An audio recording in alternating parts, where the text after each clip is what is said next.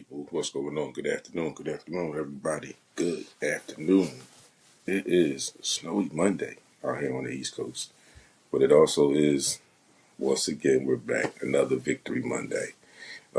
Birds beat up on the Raiders yesterday in the snow, but the field looked amazing. There was really no snow on the field at all.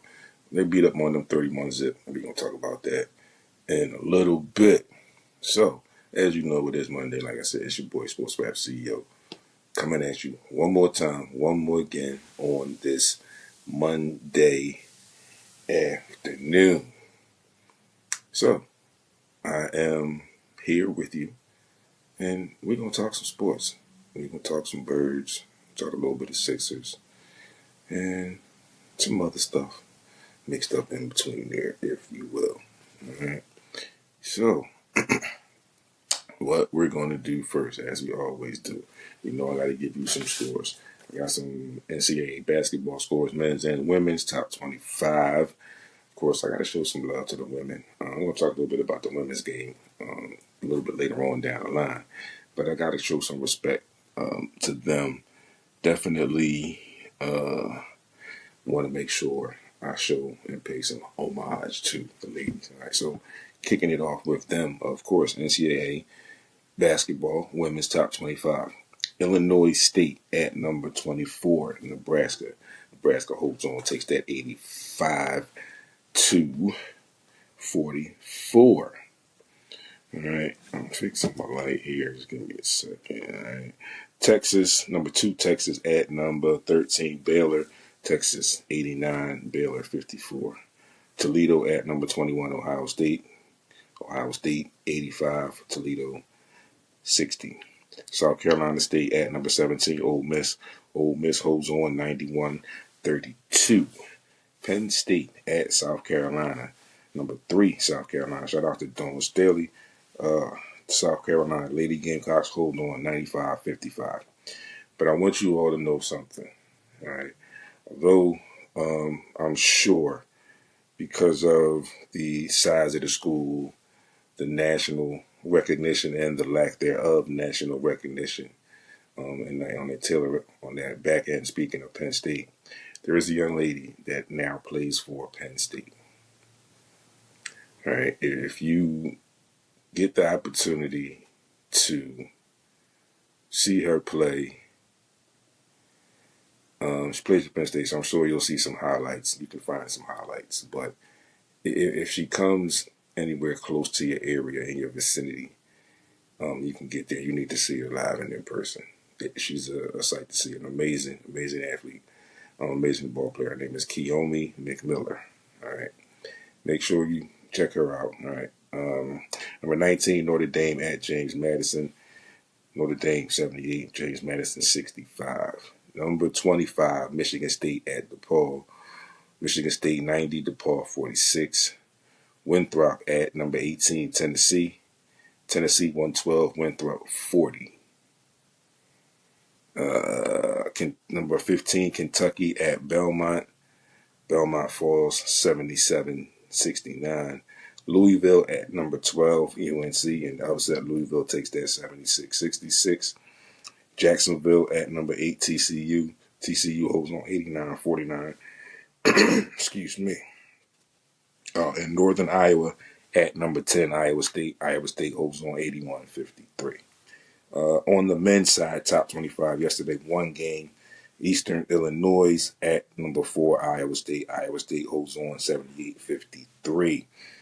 In the NHL, Canucks and the Devils fall 2-1. Mammoth 5, Penguins 4. Flyers fall to the Hurricanes 3-2. The Bruins fall to the Wild 6-2. The Oilers get beat by the Canadiens 4-1. And the Sabres get by the Kraken 3-1. The annual Army-Navy game in the barn burner, if you will. Very tight game. Army falls 17-16. So shout outs to Navy for taking that game this year. In the NBA, Wizards and the Pacers. The Wizards take that game 108-89. The Hornets edge out the Cavs 119-111. The Bucks fall to the Nets 127-82. Sixers fall to the Hawks, 120 to 117. Pelicans get by the Bulls, 114-104.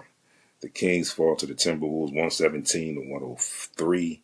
Warriors fall to the Blazers, a high-scoring match, 136-131.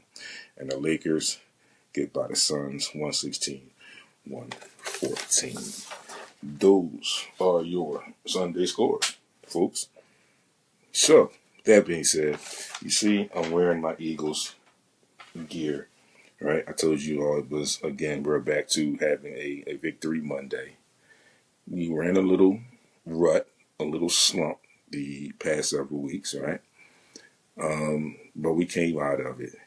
And, of course, a lot of people are going to say, oh, well, man, y'all won the game. Yeah, y'all got back on the winning track, but y'all beat the Raiders. So it's like, kind of like it doesn't count. Well, the Raiders are a team in the NFL. They are professional players. The players and the coaches get paid to perform on Sundays or Mondays or Thursday or late in the season, sometimes on Saturday. So a win is a win, especially when you've lost 3 in a row, right? And you have to look at it like this. The Eagles can only play, or a team, let's just make it in general, let's generalize. A team can only play the schedule that is placed in front of them. So the teams don't come in and go to the NFL and say, we want to play this team this week and we want to move these 2 games here and this and that. No, the NFL schedules games and then they present the schedule to the teams in all the NFL. And so the Eagles can only play the games that are, like they said, laid out in front of them. Yes, it is true. Unfortunately, we were in that little rut, that 3-game losing streak. But still a little bit of a silver lining. We had one of, if not the easiest schedules remaining in the last 5 weeks of the schedule, including yesterday. So our schedule looks like this. We had the Raiders yesterday at home. We don't have any back-to-back home games, so you know what's getting ready to happen, right? We go to the Commanders on Saturday. Our next game is also an away game at the Buffalo Bills. And then we close out the season, I think that's January the 4th. We close out the season with the Washington Commanders once again. So in those games, right, the 2 Commanders games, the Raiders game, right, you figure they should beat the Raiders game. And before things were looking the way they looked, there was still hope, and added in the Chargers game as well. But we can't we can't look back to what is already done. So can't go back and change it now. So looking ahead, all right, you say Raiders, Commanders, twice, Bills. All right. So you figure in this, ideally, the Eagles could ideally go 3-1 in this, right? They could ideally go 3-1 in this situation. All right. Now, the toughest game, like I said, the toughest game is the Bills. And I want you all, everybody that's tuned in, Coach Low Rich too, on Instagram. You know where I'm at. And Instagram and Twitter. Twitter and TikTok at SportsRap CEO. All right. Shout out to everybody that's in here looking around on TikTok. I see some people joined. Thank you all for joining in. I appreciate that.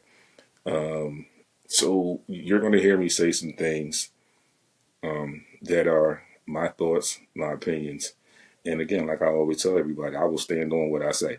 And I'm going to tell you some things that I saw in yesterday's game. And again, I am so sure that a lot of people are going to say, yeah, but it was against the Raiders. This is so again, I can combat that with, yes, again, this is what good teams do. It's a team they should have beaten. And they went out there and they beat them. Right? So we'll talk about that in a little bit. So, finish up with some scores. We're going NFL scores, and then we're going to get into the Eagles stuff, right?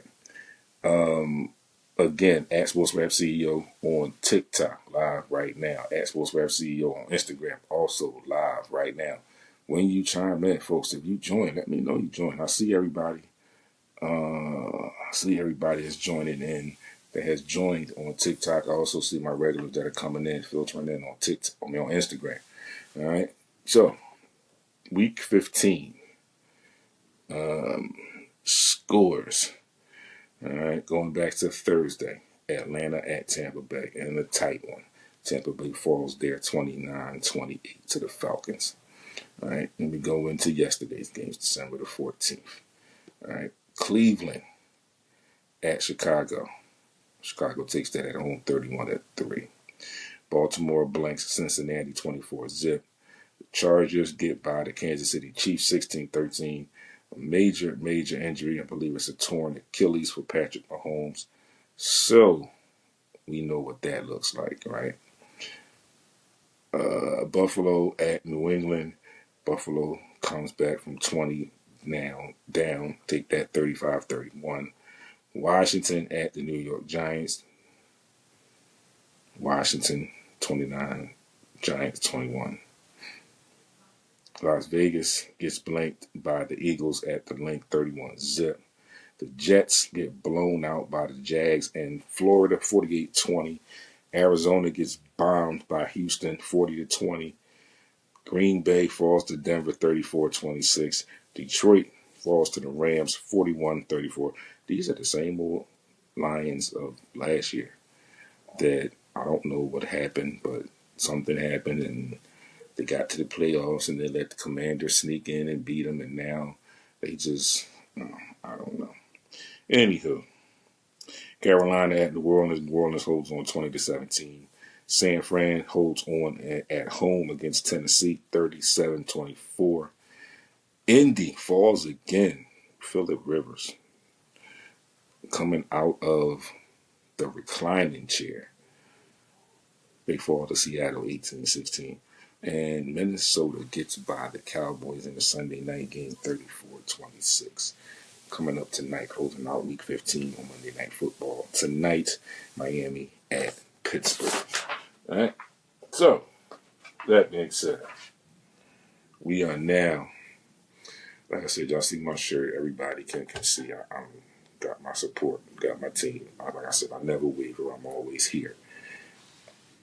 We are going to talk some Eagles football right now, folks. And I mentioned to you that I'm going to say some things, that some people are probably going to say, why is he really saying that? But again, these are my thoughts, my opinions, and I'm giving you my visuals from what I witnessed. And again, if you're new to me, if not, I always tell people that are new and people that know me, you know I watch games or sporting events in a lot of different ways, in a way different way, than most average fan, most average people do. Right? Being a former player, former referee, and former coach, I look at all facets of the game. It doesn't matter what sport it is. I'm looking at everything. All right. But I'm also looking at the game within the game. I'm looking at body language of players. I'm looking at communication with players and coaches and things of that nature. So I'm looking at a lot more than the average fan. So I say that to jump right in initially and say I first was not worried about the defense. I knew defense had a really great game against the Chargers, so I figured that they would carry over coming back home and after a disappointing loss there. And, I saw some things in that game again where I could say refs blew it. But again, we can't go back and change it now. So it is what it is. But moving forward, I wasn't worried about the defense because I knew that the defense would be fine. Piggybacking off of their performance in LA, and then coming back home. I was slightly impressed with the offense. Again, this is me giving you my perception and some things that I saw. All right, I saw some things within the offense that a lot of people had been talking about. Some play formations and designs that people had been discussing vehemently that were missing. Some things that in the past made the offense as successful as it was were being omitted. Some of those were added back in. And what happens is they will sometimes show. And again, I say it was a less talented team as the opponent, but the offense changed. And I saw some things that kind of impressed me a little bit. Again, I'm not going to say I was thorough like that. Like I said, the defense, with what I knew from about the Raiders' offense, I wasn't worried. Like I said, I was looking for a big game from the defense anyway. So that really didn't impress. I'm not going to say impress. That really didn't surprise me.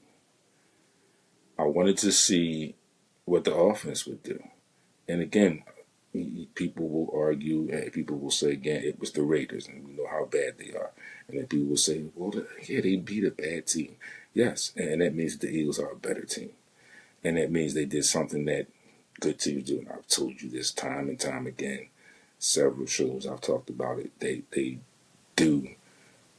They are now one of those good teams. And I tell you always, good teams find ways to win. For 3 weeks, they were not one of those good teams. They, for all intent purposes, got back on track yesterday. And again, you couldn't have asked, if you were the Eagles and the organization and the fan base, couldn't have asked for a better opportunity than that Raiders game being what it was, being the opponent who the Raiders are at the moment. Couldn't have asked for anything better than that to assist and help get you on track. It's one of those things where you could argue that a couple of those games or those losing streak was needed. Maybe, maybe not.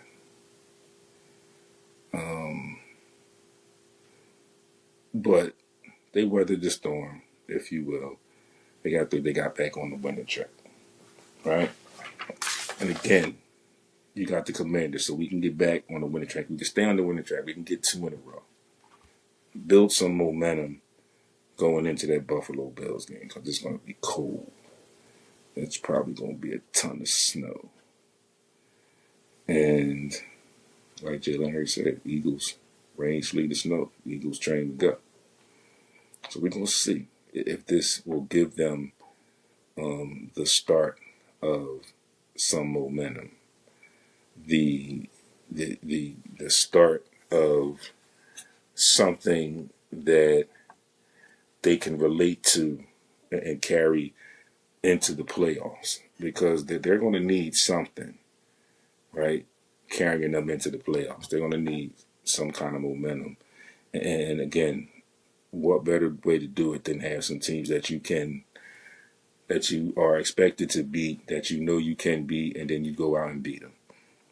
And that always helps running into the playoffs. So, some stats real quick. Like I said, I was so disturbed last week I didn't give you stats at all. I just talked about what I needed to talk about. So today I got some stats for you. And again, some people might say, oh, they won, so you're going to give us stats again. No. I'm giving you the stats because it's going to back up everything that I just said to you and my thoughts about what I saw and the way the offense performed. All right. Some of the numbers will back that up. All right. Passing for the Eagles, Jalen Hurts, 12 for 15 for 175, and 11.7 yard average, 3 touchdowns, no interceptions, sacked 1 time for 4 yards. Late in that game, the game was well in hand, so they put in the substitutes. Tanner McKee comes in. He was 3 for 3 for 33 yards and 11 yard average. Right? Rushing, Saquon Barkley, 22 attempts, 78 yards, 3.5 yard average, one touchdown. His long was 17. Tank Bigsby, 17 attempts, 57 yards, 3.4 yard average. His long was 13. Jalen Hurts, 7 for 39, 5.6 yard average, 13 was his long. All right. So for now, I'm going to stop there. You see Jalen Hurts, 7 for 39. Last several weeks, we haven't seen that many rushes from him. This week, some of the things, like I mentioned, that were talked about by a lot of people locally and nationally that were not being utilized, that were key elements of the Eagles' success offensively in the past. The design runs, the usage of the mobility of Jalen Hurts to get him outside of the pocket a little bit more. Saw some of that yesterday. Right? And again, like I was saying before, I said from way back to when they were winning before they got into this rut. I said we saw some games and we saw some plays, and it's like I know we can see that the talent is there, the ingenuity is there, the creativity is there, but why are you dropping it like one grain of sand at a time? You should, like, yesterday's game should be a total teaching moment for players, coaches alike. Because now you can see where everybody was talking about. And again, it kind of backs up some of the things I said about last week. You go in there and you have an attitude, you win this game, you shut people up so you can stop hearing the noise. You're going to stop hearing some of the noise. And I say this again, and I don't really totally agree with it because it was the Raiders. So some of the noise is going to soften up. Right? But you still need to continue this momentum. All right? Keep those plays in there. You had some runs with Barkley running to the outside of the formation. Right? You had some passes, some deep passes where you picked up some defensive penalties. A couple to A.J. Brown. A couple to somebody, one other person, I think. You had some good work to Dallas Goedert, getting him open. Couple plays wide open. Devontae Smith. So, here we go. Looking at the receiving yards. All right, Dallas Goedert. 7 targets, 6 receptions, 70 yards, 11.7 yard average, 2 touchdowns, 32 yard long. All right. Devontae Smith, 2 targets, 2 receptions, 50 yards, 25 yard average, no touchdowns. Longest reception was 44 yards. A.J. Brown, same thing, 2 targets, 2 receptions, 41 yards, 20.5 yard average, 1 touchdown, 27 was his longest reception. All right, and some people might be saying, oh, we only had 2 catches. Yeah, 2 catches for 41 yards. That's like 20 yards a pop, right? 20 and a half yards a pop. And he had a touchdown on a beautifully thrown ball by Jalen Hurts. All right. Cooper, 2 targets, 2 receptions, 29 yards. And Saquon Barkley had 3 targets, 2 receptions, 29 for 14 yards, right? So, looking at that, again, like I said, you see some things that got mixed in there. You know, when I saw about you, some people might say A.J. Brown only had 2 targets. Yeah, but he had a couple that got flagged for penalties that kept drives alive. Again, like I said, he also had a touchdown on a beautifully thrown ball by Jalen Hurts. Devontae Smith came up in the clutch on that first down catch when they tried to say it wasn't a first down, and they looked at it and saw that it was a first down. Dallas Goedert played an amazing game, although the score should have been 38. Dallas Goedert owes us a touchdown. He dropped the touchdown in the end zone. So he owes us a touchdown. All right, but he made up for it after the fact. You know, he had a very good game. But just jokingly, he owes us a touchdown anyway. All right. So again, you see an offense where you see what can happen, you see what can be, and it's not as explosive as it was last year. We got some banged up offensive linemen, right? So things will come. Like I said, this is a great way. Unfortunately, some people will say it's a great way, in my opinion, for the Eagles to gain some momentum here and get back on track and carry some momentum into the playoffs. Right? Team stats, real quick. Right? First down, and these team stats are going to be, when you hear these numbers, you're not going to believe some of these numbers. All right. All right. First downs. Raiders had 7 first downs. Eagles 27. Passing first downs, 4 for the Raiders, 12 for the Eagles. Rushing, 2 for the Raiders, 12 for the Eagles. Penalties, 1 for the Raiders and 3 for the Eagles. Third down efficiency, the Raiders were 3 for 12. The Eagles were 10 for 13. Both teams were 0-1 on fourth down. Passing yards, 64 passing yards for the Raiders, 208 for the Eagles. Rushing yards, 46 for the Raiders, 183 for the Eagles. Red zone, no attempts in the red zone for the Raiders, 3 of 5 for the Eagles. Penalties, 3 penalties apiece. Pretty close there, so they almost said they canceled out. Raiders were 3, penalized 3 for 39 yards. Eagles penalized 3 times for 35 yards. 1 turnover to pick by Zach Bond for the Raiders. No turnovers by Hurts and the Eagles. So no fumbles lost and none of that.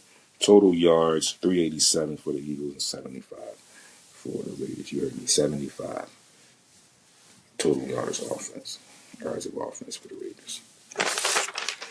So people are, this is on the back people's argument up. Oh, this is why they stat bad, 75. Yeah, listen, it's not the Eagles' fault that where they are is where they are. It is not the Eagles' fault. Okay? So people, suck it up. To win is a win. All right? A much needed win for the Eagles. You can't tell me that it wasn't a much needed win. Right? Definitely a needed win. Hey, Pep. Thank you, Pep. Appreciate you. Definitely is a step in the right direction. And you have to look at what you did yesterday. You have to continue to incorporate those types of plays in the game plan. You see how successful they were. You see it. And you will have to accept it, that it was a win. And it was a beautiful win. All right. That being said, folks, talk a little Sixers too, right? I'm a little concerned as to how we cannot beat the Atlanta Hawks. A magnificent 35-point game from Paul George, who's beginning to look like he's getting his legs up under him. Same thing I said about Joel Embiid the other night. Didn't have Maxey. Again, still suffering the illness. Hopefully he can get well soon and get back in action. But for some reason, we cannot beat the Hawks right now. I don't know what it is. I also have to agree with my guy on Instagram at Tankadelphia. I think I might have said that wrong too. Anyway, but Tankadelphia, I don't understand what is going on with Nick Nurse and his rotations. I am somewhat confused about not about, but I'm confused with his rotations.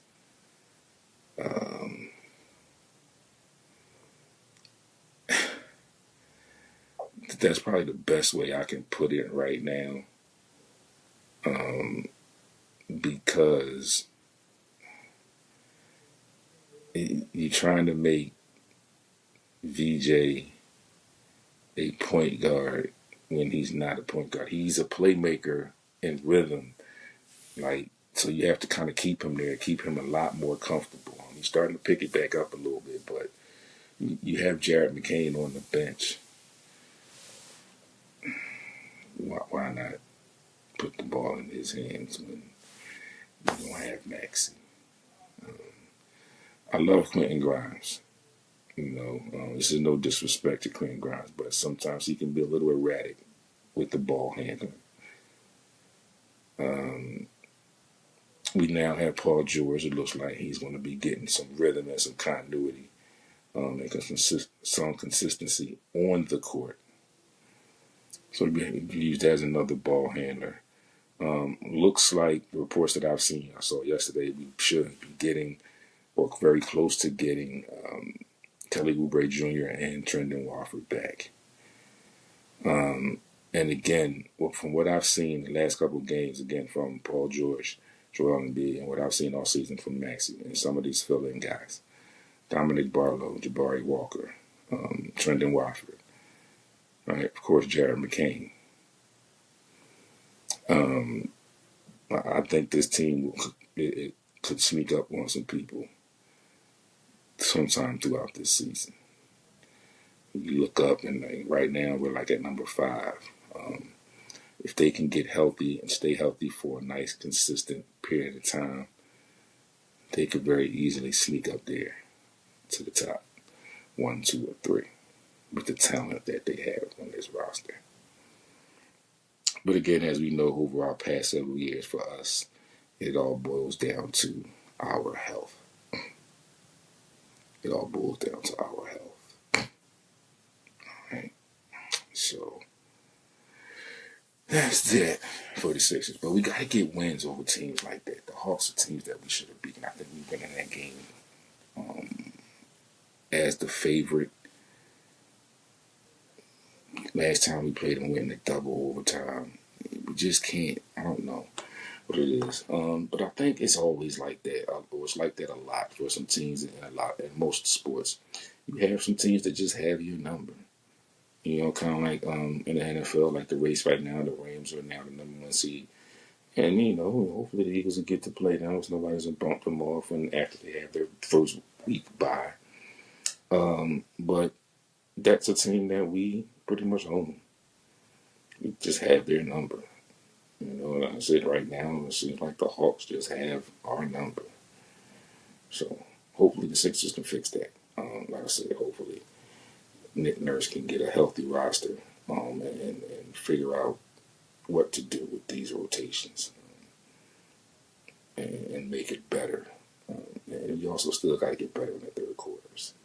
Still not better in the third quarter, and that's what kills us a lot. We just got to get better in the third quarter. That's all I can say about that. So, last week I brought to you some information on some rules changes in NCAA women's basketball. And I also briefly mentioned about the CBA, right? So I did a little bit more homework. And I did mention some more. I did find some more stuff about the CBA. And I have some excerpts from former player and one player now from Candace Parker and Paige Buckers, the reigning Rookie of the Year in the WNBA. I'm going to start with Candace. And again, I mentioned to you what the main points were and what the players were looking for in the WNBA in this collective bargaining agreement. And this article here says Candace Parker believes key CBA issue will help change the WNBA's image. Candace Parker thinks that the money issue and the players getting paid more will definitely help the issue. She thinks that that's a high on the list of issues that are going on. An offer was made that would raise the average salary to $500,000 and a max salary of $1 million. All right, the two sides, however, aren't quite aligned on the other issues. All right, players want more than 15% of the league revenue. Again, I feel like they should get more than 15% of the league revenue. After all, yeah, it is the league, but these ladies that are on the court are who the fans and people are coming to see. That's who the people or the media is writing about. Them and the coaches and all of that, but more so the players. It's who the people are coming to see. So they're the ones that are generating that revenue. So yeah, I feel like they should get more than 15%. The league also reportedly proposed to cut team housing, which would be harsh for the players. A lot of those players depend on that housing, and it helps them manage and budget and save some money as of their current salary state as it is. They also said they wanted streamlined standards for practice facilities, better family planning and retirement benefits, and they haven't said much about that as far as the league giving any feedback on those issues. Again, I said the higher salaries are what they said okay with that, but they still are on that revenue thing, and I think they should push for that revenue. It's really weird because so one point here says one of the biggest snags appears to be the language, right? That explains the revenue sharing will work moving forward. Explains how it will work moving forward, right? Which was signed in January of 2020. Right, so this dictates that players receive a percentage of any revenue that exceeds a specific amount. 30% is kept by the league, and the remaining 70% is split between the league and players.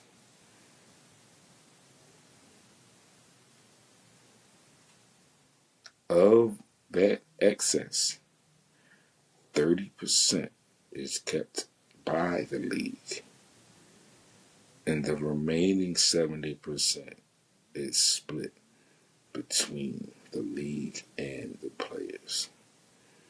The players have never seen any additional money from this arrangement because it was set up in 2020, and that's when COVID hit.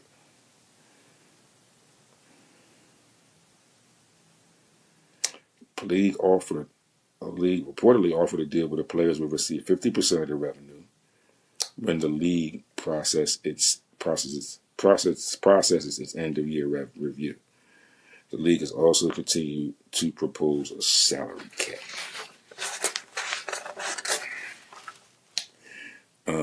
The NBA the league wants to hold a draft combine in the off season. They want to require players to participate if they want to be eligible for the draft. If rookies opt not to participate, the salaries will be cut in half. The model is similar to what has existed in the NBA and since 2023. I get it, what you're saying, but you don't pay these ladies enough to really try and institute that, to really make it seem feasible. This is going to push the players away even further. All right, the players have also pushed for a shortened length of rookie contract, all right, which keeps the current player on the team currently the contract keeps the player on the team for 4 years and includes a team option on the last season. All right, the union would like to shorten the rookie contract to 3 years, and which would give younger players the ability to take advantage of free agency earlier in their careers. I think that is something that needs to be looked at. You kind of don't want to get pigeonholed into a situation and then later on in your career you could lose out on money because you might be a little older, you might have some nagging injuries. If you have been able to get things done earlier, you could have possibly had a successful career longer than what you have already. Moving on, Paige Buckers. All right. She said there's things as a WNBA player and WNBA, WNBPA that we're standing firm on. All right. She thinks that's why the extension happened. So there are some things that each side is standing on. Like they're not budging on some things. The NBA is still a young league, and it has to navigate a world in which women's sports have never received the financial support or attention they deserve and need. This is absolutely true. I've been saying it for a long time. I told you I'm definitely in on the women's sports thing, especially the WNBA. So see, now players finally have the leverage to demand many of the things they have wanted for a long time, such as higher salaries, fairer revenue shares, standards for facilities, and better retirement benefits. Right? The league signed a lucrative TV deal of $250 million in expansion fees from each of the new teams in Cleveland, Detroit, and Philadelphia. Moreover, the WNBA players have proved that they are very marketable. The league has no excuses. And then we come into start talking about Project B. The other league, right? Where there have been some monumental names that have signed in Project B. Talking about $1 million salaries starting. They have the financial backing. Some big names from the WNBA have signed with this Project B. All right. Then we also have the Unrivaled League, founded by members of the WNBA. So the WNBA, the league can play around if they want. They will begin to lose money, and these other facets will gain all of that revenue. And all of those other facets are looking like they have the players' more best interest at heart and are trying to do more things for those players in the WNBA. So, I want to get to go through real quick the rules changes in the WNBA. And some of this stuff one thing I'm going to have to bring back to you next week because my time is getting where it is. So I told you about the uniforms. I talked to you about the supplemental apparel twice. I told you about the duties of the shot clock. Just to go over that again, the shot clock will be set to 20 seconds following a dead ball. The offense is awarded the ball for a throw-in in their front court.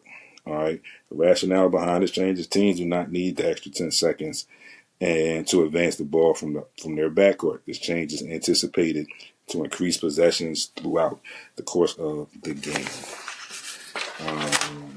Let's see some of the others here. The traveling, personal fouls. It's permitted defender and contact ball handler, dribbler with more than one hot stove touch provided. So they're giving them like that kind of like I used to do when I referee, got your hands on like you one time, kind of like the hand check, but it's like a real quick. They say call it a hot touch, so it's real quick. They're giving them one of them that wasn't in there before, and some other stuff that's just looking like they want to speed the game up, increase the play, and bring some things to form and advance the women's game all in all. Giving you some schedules for some games for tonight. Again, like I said, closing out week 15, you got the Dolphins are at Pittsburgh. All right. Also tonight in other action, NBA, Pistons and Celtics, Raptors, Heat, Mavs, Jazz, Rockets, Nuggets, Grizzlies, Clippers. All right. In the NHL, Ducks and the Rangers, Panthers and the Lightning, the Senators and the Jets, the Kings and the Stars, and the Predators and the Blues. In NCAA basketball, women's top 25, South Florida at number 14, Vanderbilt, and Tulsa at number 23, Oklahoma. All right, college football schedule coming up this week. December 19th, number 9, Alabama at number 8, Oklahoma. This is the CFB, the 12-team playoffs. And then on the 20th, 3 games on the 20th, James Madison, number 12 at number 5, Oregon, Number 11 Tulane, and number 6 Ole Miss, and number 10 Miami against number 7 Texas A&M. The top 4 seeds in this college football 12-team tournament: Indiana, Ohio State, Georgia, and Texas Tech. All right. Also, coming up next week, Christmas coming up next week. I have a full Christmas schedule for you, Christmas Day schedule for you. I'll post that up for you and talk about that. No live show next week. You can all make sure you stay locked in. It's your boy's birthday, so I'm taking a week off. I'm going to chill, live back, hang out, chill. Like I said, relax and celebrate my birthday. So next Monday, no live show. It is your boy's birthday. Definitely, you can give me shout outs. Cash App, you know how to find the Cash App. Get in my DM and I'll tell you how to do all that. Gifts are accepted as well. To all my people, my guys, Go Talk Tees, and all the people I wear stuff. Shirt, I'll give y'all shirt cred. Created designs. I'll give y'all shirt creds in the post in the video when I post it up on YouTube. So make sure y'all get over to the YouTube channel. All right. Week 16 NFL picks right here, right now. Okay. Thursday, Rams at Seahawks. Saturday, Eagles, Commanders, Packers, Bears.